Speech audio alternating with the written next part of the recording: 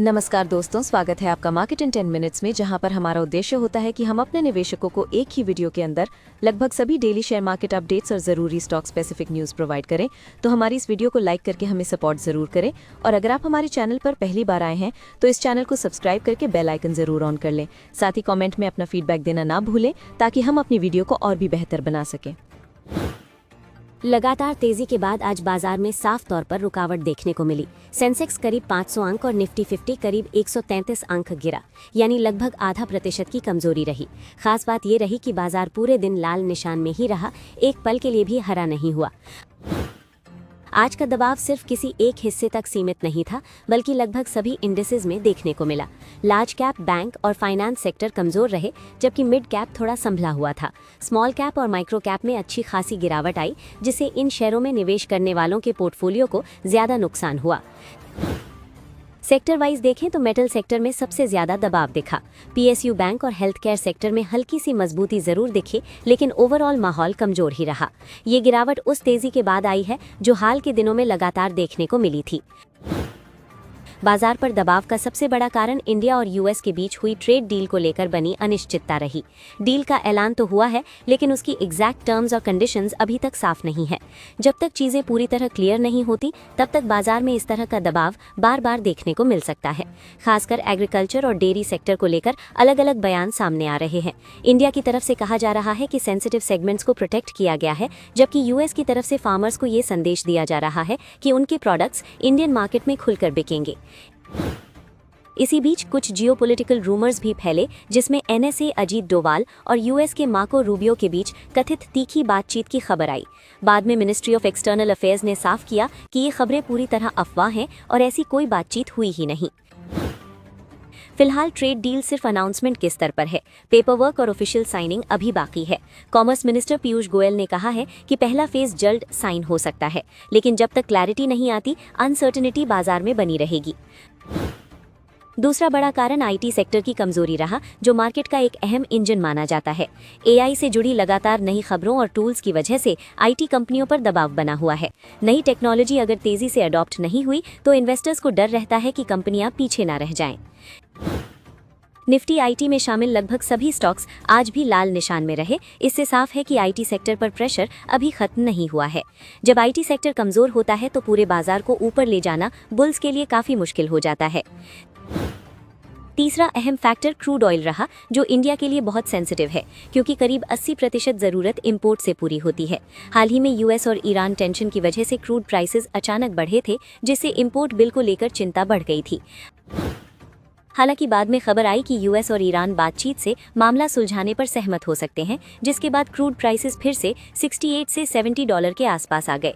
फिर भी global uncertainty बनी हुई है और इसका सीधा असर इंडियन मार्केट पर पड़ता है।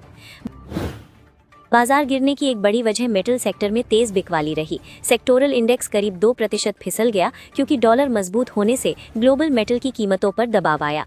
पिछले 3 सेशंस में मेटल इंडेक्स पहले ही करीब 6% चढ़ चुका था, इसलिए मुनाफा वसूली भी देखने को मिली। जियोजिट इन्वेस्टमेंट्स के chief investment strategist VK Vijay Kumar के मुताबिक निफ्टी इस समय कंसोलिडेशन फेज में है। इंडेक्स भले ही ज्यादा न हिले, लेकिन आईटी शेयरों में बड़े इंटरनल बदलाव दिख रहे हैं। अमेरिका से शुरू हुआ असर धीरे धीरे इंडियन मार्केट तक फैलता नजर आ रहा है। कमजोर ग्लोबल क्यूज ने भी बाजार का मूड बिगाड़ा। एशियन मार्केट्स में साउथ कोरिया का कॉस्पी 3% से ज्यादा टूटा, जबकि निक्की 225, शंघाई एसएसई कंपोजिट और हैंगसेंग भी दबाव में रहे। यूएस मार्केट्स में नैस्डैक कंपोजिट गिरा और वॉल स्ट्रीट फ्यूचर्स भी कमजोर दिखे। एफआईआई की खरीदारी काफी सीमित रही, जिससे बाजार को सपोर्ट नहीं मिला। बुधवार को विदेशी निवेशक सिर्फ 29.79 करोड़ रुपए के नेट बायर रहे, जबकि एक दिन पहले ही 5,236 करोड़ से ज्यादा की खरीद हुई थी। इतनी बड़ी गिरावट ने सेंटिमेंट को कमजोर किया। इंडिया विक्स में तेजी और एक्सपायरी डे का असर भी देखने को मिला। विक्स बढ़कर 12 के ऊपर चला गया, जिससे वॉलेटिलिटी बढ़ी और इंट्राडे स्विंग्स तेज हो गए। दिसंबर क्वार्टर में भारतीय एयरटेल का ऑपरेशनल परफॉर्मेंस मजबूत रहा। आरपू बढ़कर 259 रुपए पहुंचा और डेटा यूसेज लगातार बढ़ने से इंडिया मोबाइल बिजनेस को अच्छा सपोर्ट मिला। वहीं अफ्रीका और डिजिटल बिजनेस ने भी स्टेडी ग्रोथ दिखाया।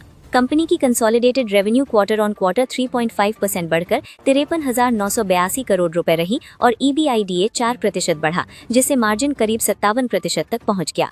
हालांकि नेट प्रॉफिट में हल्की गिरावट दिखी, लेकिन ओवरऑल बिजनेस स्ट्रेंथ बरकरार रही।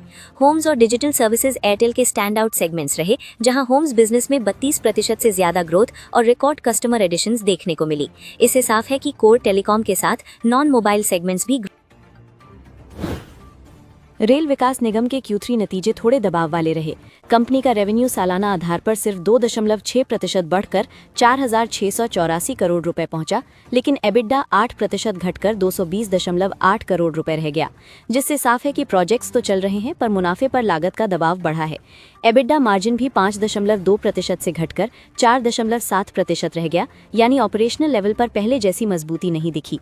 हालांकि बोर्ड ने ₹1 प्रति शेयर का इंटरिम डिविडेंड घोषित किया है, जिसकी रिकॉर्ड डेट 11 फरवरी तय की गई है, जो निवेशकों के लिए एक पॉजिटिव संकेत है। शेयर होल्डिंग की बात करें तो सरकार की हिस्सेदारी अभी भी 72.84% बनी हुई है और 21.8 लाख से ज्यादा रिटेल निवेशक कंपनी से जुड़े हैं। शेयर ₹316 के आसपास बंद हुआ और अपने ऑल टाइम हाई से 50% से ज्यादा नीचे है, जिससे साफ है कि बाजार फिलहाल कमजोर नतीजों को लेकर सतर्क नजर आ रहा है। मज़गान डॉक शिप बिल्डर्स ने दिसंबर तिमाही में स्टेडी परफॉर्मेंस दिखाई। Q3 में कंपनी का नेट प्रॉफिट सालाना आधार पर 9% बढ़कर 879.8 करोड़ रुपए पहुंच गया, जबकि रेवेन्यू 14.6% की ग्रोथ के साथ 3,061 करोड़ रुपए रहा, जो नेवी से जुड़े बड़े शिप बिल्डिंग प्रोजेक्ट्स की बेहतर एग्जीक्यूशन को दिखाता है। ऑपरेशनल लेवल पर कंपनी मजबूत रही, जहां एबिडा 8.5% बढ़कर 887 करोड़ रुपए हुआ, लेकिन मार्जिन 26% से घटकर 24.6% रह गया। इसकी वजह कच्चे माल की लागत, कर्मचारियों का खर्च और सब कॉन्ट्रैक्टिंग कॉस्ट का बढ़ना रहा, जिससे प्रॉफिट पर थोड़ा दबाव बना। कुल मिलाकर बिजनेस की गतिविधियां तेज बनी हुई हैं और ऑर्डर एग्जीक्यूशन भी अच्छा चल रहा है। हालांकि कॉस्ट बढ़ने से मार्जिन में नरमी दिखी, लेकिन डिफेंस शिप बिल्डिंग में मजबूत पोजीशन और लगातार काम मिलने से कंपनी की लॉन्ग टर्म तस्वीर अभी भी पॉजिटिव नजर आती है। टाटा मोटर्स पैसेंजर व्हीकल्स को दिसंबर क्वार्टर में 3,486 करोड़ रुपए का नेट लॉस हुआ, जो मेनली वन ऑफ इम्पैक्ट्स और JLR से जुड़ी चुनौतियों के कारण रहा। पिछले साल इसी क्वार्टर में कंपनी प्रॉफिट में थी, जिससे कंपैरिजन कमजोर दिखता है। रेवेन्यू साल दर साल 25% बढ़ा जरूर, लेकिन मार्केट एक्सपेक्टेशन से कम रहा और एबिडा मार्जिन भी घटकर करीब 4.5% पर आ गया। इससे प्रॉफिटेबिलिटी पर दबाव साफ नजर आता है। मैनेजमेंट का मानना है कि फोर्थ क्वार्टर में डोमेस्टिक डिमांड मजबूत रहने और नए लॉन्चेस के चलते परफॉर्मेंस में शार्प इंप्रूवमेंट आ सकता है, यानी शॉर्ट टर्म में नंबर्स कमजोर हैं, लेकिन आगे रिकवरी की उम्मीद जताई गई है। हिंदुस्तान कॉपर लिमिटेड ने दिसंबर क्वार्टर में दमदार टर्न अराउंड दिखाया, जहां नेट प्रॉफिट 2 गुने से भी ज्यादा बढ़कर 156 करोड़ रुपए पहुंच गया। रेवेन्यू और एबिडा दोनों में 100% से ज्यादा की ग्रोथ ने रिजल्ट्स को काफी स्ट्रॉन्ग बनाया। ग्लोबल कॉपर प्राइसेस में तेजी का सीधा फायदा कंपनी को मिला, जिससे मार्जिन बढ़कर करीब 35.6% हो गए। हालांकि हाल में प्राइसेस थोड़े नीचे आए हैं, फिर भी ओवरऑल प्रॉफिटेबिलिटी बेहतर बनी हुई है। मैनेजमेंट का गाइडेंस काफी पॉजिटिव है, जिसमें वित्त वर्ष 26 में करीब 20% वॉल्यूम ग्रोथ और 40% से ऊपर मार्जिन की बात कही गई है। कैपेसिटी एक्सपेंशन प्लान और low cost structure long term में स्टॉक को स्ट्रॉन्ग सपोर्ट देते हैं। एस्ट्रल की Q3 में बिक्री मजबूत रही और रेवेन्यू साल दर साल 10.3% बढ़कर 1,541.5 करोड़ रुपए पहुंच गया, लेकिन इसके बावजूद कंपनी का नेट प्रॉफिट 5.5% घटकर 107.7 करोड़ रुपए रह गया। इसका साफ मतलब है कि डिमांड अच्छी रही, मगर लागत और मार्जिन प्रेशर ने मुनाफे पर असर डाला। एबिडा 8.2% बढ़कर 237.5 करोड़ रुपए हुआ, लेकिन मार्जिन 15.7% से घटकर 15.4% पर आ गया। कुल मिलाकर ऑपरेशनल परफॉर्मेंस स्थिर है, पर मटेरियल और इनपुट कॉस्ट के कारण प्रॉफिट ग्रोथ थोड़ी कमजोर दिखी। हिटाची एनर्जी इंडिया ने Q3 में दमदार नतीजे दिए, जहां नेट प्रॉफिट 90.3% उछलकर 261.4 करोड़ रुपए पहुंच गया और रेवेन्यू भी 28.5% बढ़कर 2,081.2 करोड़ रुपए रहा। एबिडा 2 गुने से ज्यादा बढ़कर 345.3 करोड़ रुपए हुआ, जिससे मार्जिन 10.3% से बढ़कर 16.6% हो गया। कंपनी की ऑर्डर इनफ्लो 2,477.6 करोड़ रुपए रही और कुल ऑर्डर बुक बढ़कर 29,820 करोड़ रुपए पहुंच गई है। डेटा सेंटर, रिन्यूएबल एनर्जी और ग्रिड एक्सपेंशन से डिमांड मजबूत बनी हुई है, जिससे आगे की ग्रोथ को लेकर विजिबिलिटी काफी अच्छी नजर आती है।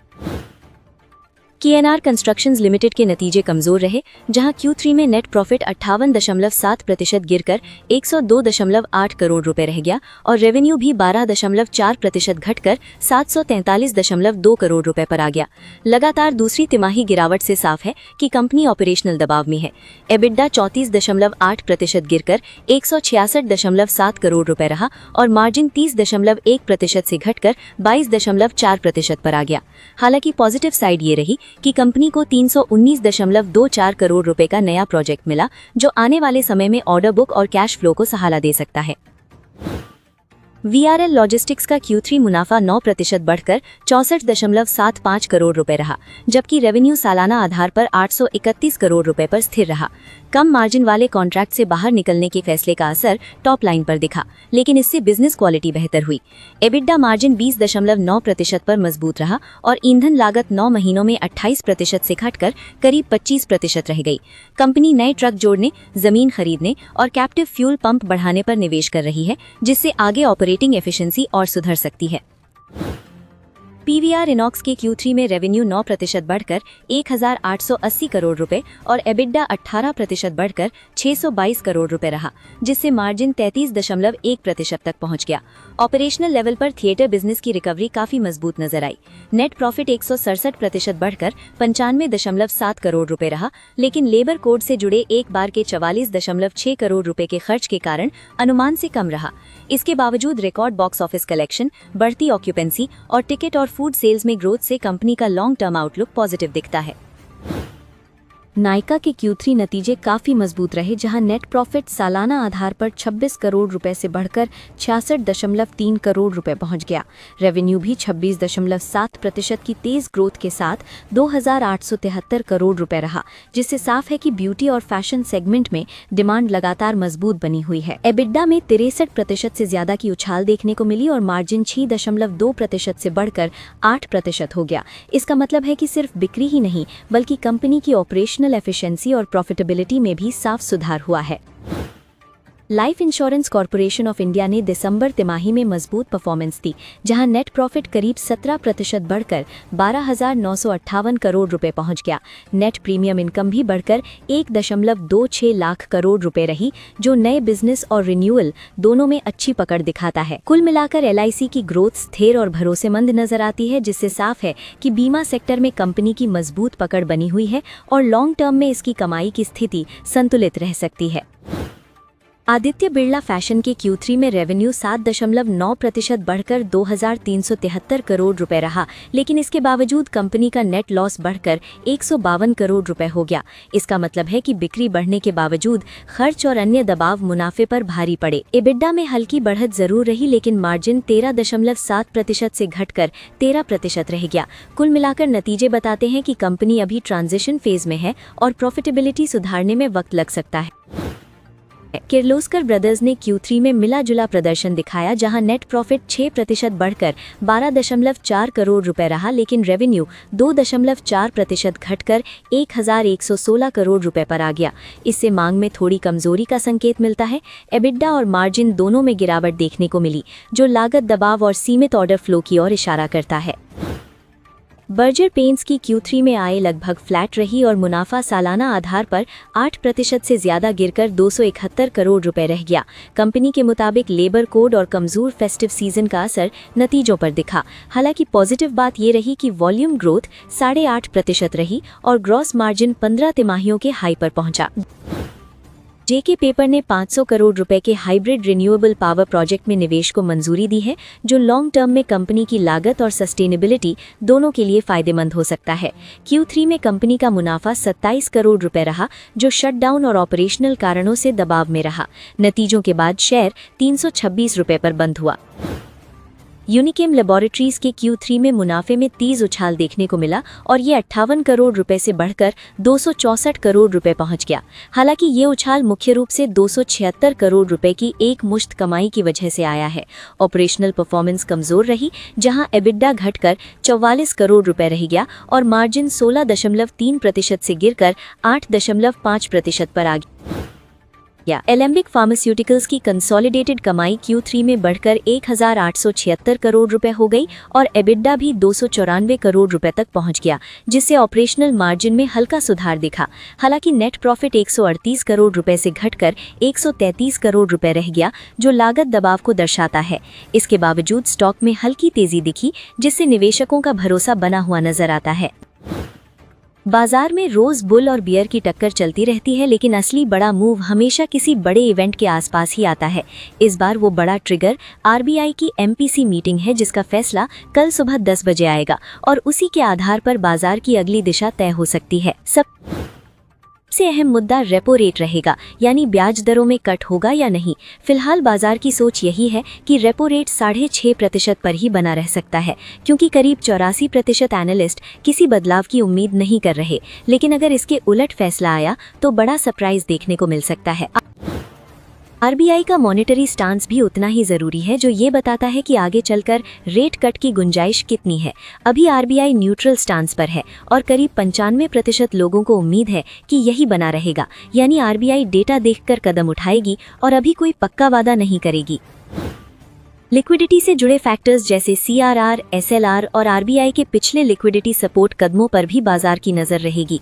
भले ही ज्यादातर लोग किसी बदलाव की उम्मीद नहीं कर रहे हों, लेकिन अगर नकदी को लेकर RBI ने कोई इशारा किया तो उसका सीधा असर बैंकिंग और पूरे बाजार पर दिख सकता है।